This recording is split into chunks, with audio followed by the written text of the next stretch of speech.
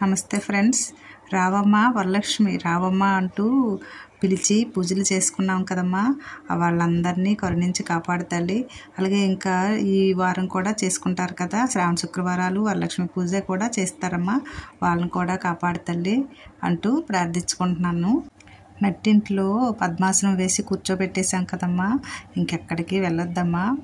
మన ఇల్లే లక్ష్మీ నివాసం, అదే వరలక్ష్మి కటాక్షించి తల్లి ఇలా అంటూ పూజ చేసేసానండి. చక్కగా ధూపాన్ని ఇచ్చేసాను, చూసారా ధూపము అమ్మకి. దేవుడి గదిలో ఇలా దీపారాధన చేసుకున్నానండి. అలాగే మీకు షార్ట్ వీడియో అప్లోడ్ చేశాను కదా, మహాలక్ష్మి మా ఇంటి లక్ష్మిని ఇలా చేసిందండి మా పాప అని కూడా వీడియో పెట్టానండి, అందరూ చూశారు. నట్టింట్లో కూర్చోపెట్టానండి మహాలక్ష్మిని. అమ్మ అందరికీ కటాక్షాన్ని ప్రసాదిస్తుంది. అలాగే ఈ పూజ గురించి ఇంకా కొన్ని విషయాలు మనం తెలుసుకుందాము.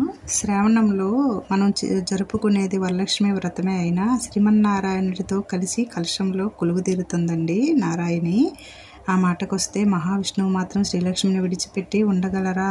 అందులోనూ ఆమెకు చంచల అని పేరు. ఎల్లకాలము ఎవరిని ఆశ్రయించదు అమ్మ. ఆ భయంతో తన గుండెల్లో చోటిచ్చి కమలాక్షిని కట్టడి చేశాడని అంటారండి. పురాణాలు మహావిష్ణువుని నిత్యశ్రీ అని పిలుస్తాయండి. శ్రీపతి శిష్టరక్షణకై దుష్ట శిక్షణకై శ్రీమతితో కలిసి వెళ్లాల్సిందే.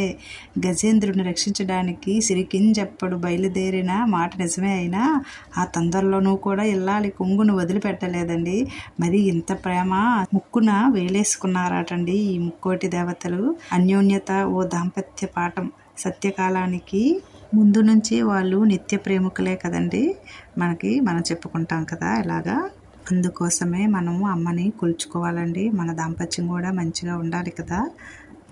అలాగే సిరి స్వభావము, శ్రీమంతురాలు, సున్నిత మనస్కురాలు లక్ష్మీ కటాక్షాన్ని పొందాలంటే ముందుగా లక్ష్మీ స్వభావాన్ని అర్థం చేసుకోవాలండి. మనం ఇష్టాయిష్టాలని గ్రహించాలి. మహాలక్ష్మి ఎక్కడెక్కడ కొలువై ఉంటుందో తెలుసుకుందామా. పచ్చని పొలంలో, పారేటి నీటిలో, పసుపు పూసిన గడపలో, స్వచ్ఛమైన చిరునవ్వులో, అతిథి అభాగ్యులతో కలకలలాడే నివాసంలో, ఇంకా పరిశుభ్రతలో, సత్యములో, దానములో, ధర్మములో, ఇలా అమ్మ నచ్చే ప్రదేశాలండి. అలాంటి దగ్గర అమ్మ కొలువు ఉంటుంది. చూశారు కదండి, అమ్మకి నచ్చిన విధంగా నేను అన్నీ మొత్తం గేటు దగ్గర నుంచి అన్నీ శుభ్రంగా చేసుకొని పసుపుతో ముగ్గులు పెట్టుకున్నాను. అలాగే అమ్మకి ఆసనం వేస్తున్నానండి. ఇలాగా పసుపు వేసి శుభ్రం చేసి చక్కగా పద్మాసనం వేసి అమ్మని ఆహ్వానిస్తున్నానండి. మన శ్రీలక్ష్మి శాంతి ప్రియ, తాను కొలువైన చోట ఆనందాలు వెల్లివిరియాలని కోరుకుంటుందండి. ఆమె లక్ష్యానికి ఆదిదేవత కూడా దీపలక్ష్మిగా అజ్ఞాన తిమిరాన్ని ఛేదించి జ్ఞాన సాధనకు మార్గాన్ని ఇచ్చేస్తుందండి అమ్మ. అందుకే చీకటికి ప్రతీకగా అయిన గుడ్లగోవను ఏరుకోరి వాహనంగా ఎంచుకుందండి. పచ్చదనం అంటే ప్రయాణం అమ్మకి. వనలక్ష్మిగా, వృక్షలక్ష్మిగా ఆమెను అర్చిస్తారు భక్తులు. ప్రకృతి నమః. 4 మొక్కలు ఉన్న చోటికి బొట్టు పెట్టి పిలవకపోయినా వెళ్ళిపోతుందండి అమ్మ. ఇల్లాలి చిరునవ్వులో ఉంటుంది అమ్మ.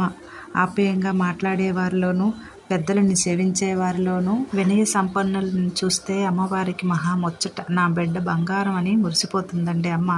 పాలు, పెరుగు, పసుపు, కుంకుమ, పువ్వులు లక్ష్మీ నివాసాలు కదండి. అందుకే క్రూర స్వభావాలను, కఠినాత్మలను ఆమడ దూరంలో ఉంచుతుందండి అమ్మ. అంటే మది నిండా మాతృత్వ మమకారమే బిడ్డల్ని మంచి వైపు మళ్లించి మళ్ళీ సిరి సంపదల్ని ప్రసాదించడానికి ఆ ప్రయత్నం అంతా మనము ఈ పూజ ద్వారా అమ్మని కొలుచుకొని ఆహ్వానిస్తాం కదండి. ఇక్కడ మీకు ఇలా చూపిస్తున్నాను కదండి అమ్మని.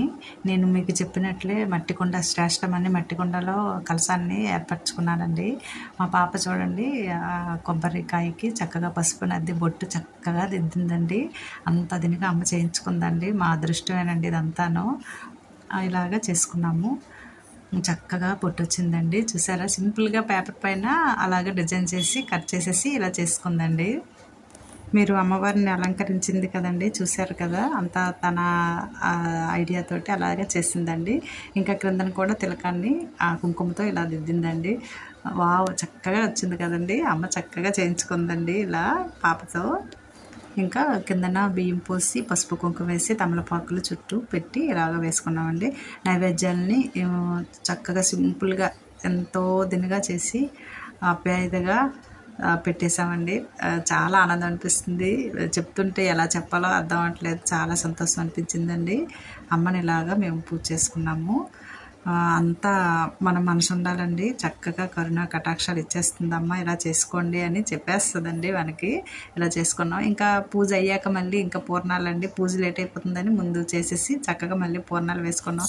చాలా బాగా వచ్చాయండి పూర్ణాలు అయితే. మంచి రుచిని ఇచ్చేసిందండి అమ్మ. లాగా నైవేద్యాలు పెట్టేశానండి. అమ్మకి పూజ అంతా అయిపోయిన తర్వాత నేను కూడా ఉపవాసం చెల్లించేశానండి. అమ్మ లక్ష్మీ కటాక్షాన్ని మనకి ఈ విధంగా ఇస్తుందండి. శ్రీదేవత ఉపాసనా మార్గాన్ని బోధిస్తూ మీకోసం మీరు ఏ కోరికలు కోరుకోవద్దు, నలుగురికి మంచి జరగాలని ప్రార్థించమంటారండి. సంపదలు సిద్ధిస్తాయండి అలా కోరుకుంటే. ఇక మాకు ఎంతో ఇష్టమైన అమ్మవారి గురులా అండి మాకు అమ్మ కరుణించి కటాక్షాన్ని ప్రసాదించిందండి. తాంబూలాలు తీసుకున్నాము. చక్కగా పంతులు గారు వారి భార్య అండి అందరికీ మాకు తాంబూలం ఇచ్చింది. చాలా ఆనందం అనిపించిందండి. ఇలాగే ఇస్తుందండి అమ్మ కటాక్షాన్ని. ఓకే, వీడియో నచ్చితే like, subscribe. Thank you friends. అందరూ మంచిగా ఉండాలి. ఇంకా కృష్ణాష్టమి వచ్చేస్తుంది కదండి, మంచిగా చేసుకుందాం పూజ. ఓకే.